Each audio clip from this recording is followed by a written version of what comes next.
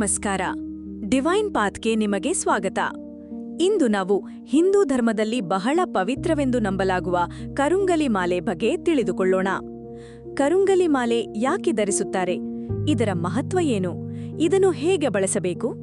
ಬನ್ನಿ, ಇದರ ಹಿಂದಿರುವ ನಂಬಿಕೆ ಮತ್ತು ಇತಿಹಾಸವನ್ನು ತಿಳಿದುಕೊಳ್ಳೋಣ. ಕರುಂಗಲಿ ಮಾಲೆ ಎಂದರೇನು? ಕರುಂಗಲಿ ಮಾಲೆ ಎಂಬುದು ಕರುಂಗಲಿ ಮರದಿಂದ ತಯಾರಿಸಲಾದ ಮಾಲೆ. ಈ ಮರವನ್ನು ಬಹಳ ಪವಿತ್ರ ಮತ್ತು ಶಕ್ತಿಯುತವೆಂದು ಕೆಲವರು ನಂಬುತ್ತಾರೆ.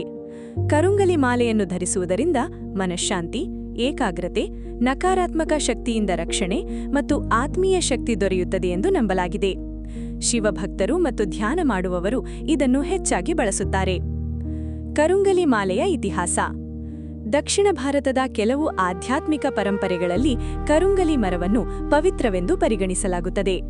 ಹಳೆಯ ಕಾಲದ ಋಷಿಗಳು ಮತ್ತು ಸಾಧುಗಳು ಧ್ಯಾನ ಹಾಗೂ ಜಪ ಮಾಡುವಾಗ ವಿಶೇಷ ಮರಗಳಿಂದ ಮಾಡಿದ ಮಾಲೆಗಳನ್ನು ಬಳಸುತ್ತಿದ್ದರು. ಕರುಂಗಲಿ ಮರದ ಗಾಢ ಬಣ್ಣ ಮತ್ತು ಗಟ್ಟಿತನದಿಂದ ಇದನ್ನು ರಕ್ಷಣೆಯ ಸಂಕೇತವಾಗಿ ನೋಡಲಾಗುತ್ತಿತ್ತು. ಇಂದಿಗೂ ಹಲವರು ಜಪ, ಧ್ಯಾನ ಮತ್ತು ಪೂಜೆಯಲ್ಲಿ ಕರುಂಗಲಿ ಮಾಲೆಯನ್ನು ಬಳಸುತ್ತಾರೆ. ನಂಬಿಕೆ ಮತ್ತು ಲಾಭಗಳು. ಕರುಂಗಲಿ ಮಾಲೆ ಧರಿಸುವುದರಿಂದ ಕೆಟ್ಟ ಆಲೋಚನೆಗಳು ಕಡಿಮೆಯಾಗುತ್ತವೆ, ಮನಸ್ಸು ಶಾಂತವಾಗುತ್ತದೆ, ಧ್ಯಾನದಲ್ಲಿ ಏಕಾಗ್ರತೆ ಹೆಚ್ಚುತ್ತದೆ ಮತ್ತು ಆತ್ಮವಿಶ್ವಾಸ ಹೆಚ್ಚುತ್ತದೆ ಎಂದು ಹಲವರು ನಂಬುತ್ತಾರೆ. ಕೆಲವರು ಇದನ್ನು ನಕಾರಾತ್ಮಕ ಶಕ್ತಿಯಿಂದ ರಕ್ಷಣೆ ನೀಡುತ್ತದೆ ಎಂದು ಕೂಡ ನಂಬುತ್ತಾರೆ. ಆದರೆ ನಿಜವಾದ ಶಕ್ತಿ ನಮ್ಮ ಒಳ್ಳೆಯ ಕೆಲಸಗಳಲ್ಲಿ ಮತ್ತು ಭಕ್ತಿಯಲ್ಲಿ ಇದೆ. ಕರುಂಗಲಿ ಮಾಲೆ ಬಳಸುವ ವಿಧಾನ. ಕರುಂಗಲಿ ಮಾಲೆಯನ್ನು ಬಳಸುವ ಕೆಲವು ಸಾಮಾನ್ಯ ವಿಧಾನಗಳು: ಸ್ನಾನದ ನಂತರ ಧರಿಸುವುದು, ಪೂಜೆ ಅಥವಾ ಧ್ಯಾನದ ಸಮಯದಲ್ಲಿ ಬಳಸುವುದು, ಓಂ ನಮಃ ಶಿವಾಯ ಅಥವಾ ಓಂ ಹನುಮತೆ ನಮಃ ಮಂತ್ರ ಜಪ ಮಾಡುವುದು, ಮಾಲೆಯನ್ನು ಸ್ವಚ್ಛವಾಗಿಡುವುದು, ಗೌರವದಿಂದ ಬಳಸುವುದು. ಇದನ್ನು ಬಳಸಲು ಕಠಿಣ ನಿಯಮಗಳಿಲ್ಲ, ಭಕ್ತಿಯೇ ಮುಖ್ಯ. ಮುಖ್ಯ ಸಂದೇಶ: ಕರುಂಗಲಿ ಮಾಲೆಯನ್ನು ಕೇವಲ ಮಾಯಾಜಾಲದ ವಸ್ತುವೆಂದು ನೋಡಬಾರದು.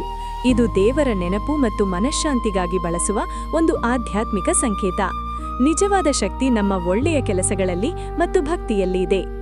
ಈ ವಿಡಿಯೋ ನಿಮಗೆ ಇಷ್ಟವಾದರೆ ಡಿವೈನ್ ಪಾತ್ ಚಾನೆಲ್ಗೆ ಸಬ್ಸ್ಕ್ರೈಬ್ ಮಾಡಿ. ನೀವು ಕರುಂಗಲಿ ಮಾಲೆ ಬಳಸಿದ್ದೀರಾ? ಕಮೆಂಟ್ನಲ್ಲಿ ತಿಳಿಸಿ. ಮತ್ತೊಂದು ಆಧ್ಯಾತ್ಮಿಕ ವಿಡಿಯೋದಲ್ಲಿ ಭೇಟಿಯಾಗೋಣ.